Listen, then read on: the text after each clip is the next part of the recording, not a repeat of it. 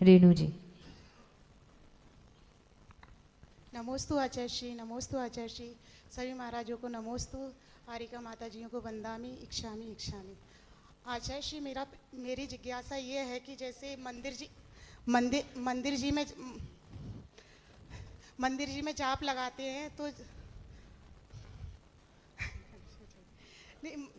Train में, बस में, और जैसे बस में ट्रेन में जाप लगा सकते हैं क्या?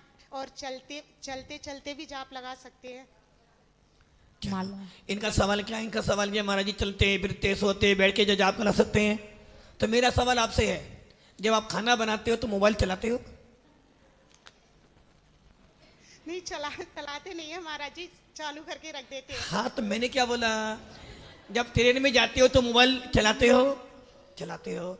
जब स्कूल में जाते हो तो मोबाइल चलाते हो, मार्केट में सामान भी मोबाइल चलाते हो। अरे भैया, हम हर काम हर समय करते हैं, तो ये ध्यान रखना, नमोकार मंत्र तो ऐसा मंत्र है, खाते पीते सोते बैठे जाते समय कहीं भी नमोकार मंत्र आप जप सकते हो। क्योंकि ये मंत्र तो ऐसा मंत्र है, यदि आप सोते सोते भी जपोगे तो पुण्य का बंद होगा, खाते खाते भी जपोगे तो पुण्य का बंद होगा, और यदि आप बाजार में भी इस नमोकार मंत्र को जपोगे तो भी पुण्य का बंद होगा। इसलिए नमोकार मंत्र जपने के लिए आपको कुछ नहीं देखना, मात्र अपने भावों की विशुद्धि देखनी है। जैसे चलते समय जो जाप की है वो काउंटिंग गिनती में आएंगी है? अरे भैया, नमोकार मंत्र कभी भी जपना गिनती के लिए मत जपो, भावों की विशुद्धि के लिए जपो। चिंता ये हो रही है कि हमें माला जपनी है, गिननी है, गिनने के लिए नमोकार मंत्र मत जपो,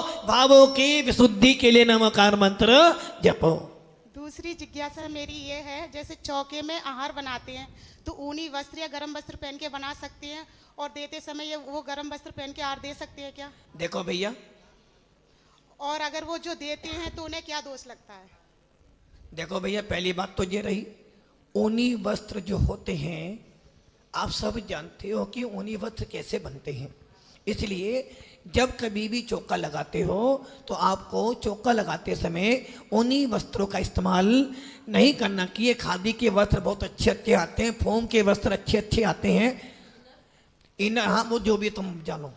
उसके बाद में हार देते समय भी ऊनी वस्त्रों का इस्तेमाल नहीं करना चाहिए। खादी के वस्त्र आते हैं, सूती वस्त्र आते हैं, और ऐसे ऐसे फोम के भी आते हैं जिसको पहनकर आप मुनि राजों को हार दान दे सकते हो। क्योंकि चौके का मतलब होता है द्रव्य शुद्धि, क्षेत्र शुद्धि, काल शुद्धि और भाव शुद्धि, मन शुद्धि, वचन शुद्धि और काय की शुद्धि। इसलिए शुद्धि पूर्वक चौका लगाओ, शुद्धि पूर्वक हार दान दो। महाराज जी, जो दे रहे हो तो उन्हें क्या दोष लगेगा? चुपचाप देखो भैया, जो दे रहे हैं उनसे महाराज लेते नहीं हैं, और जो गलती से दे जाते हैं तो वो उनका पाप हो जाने।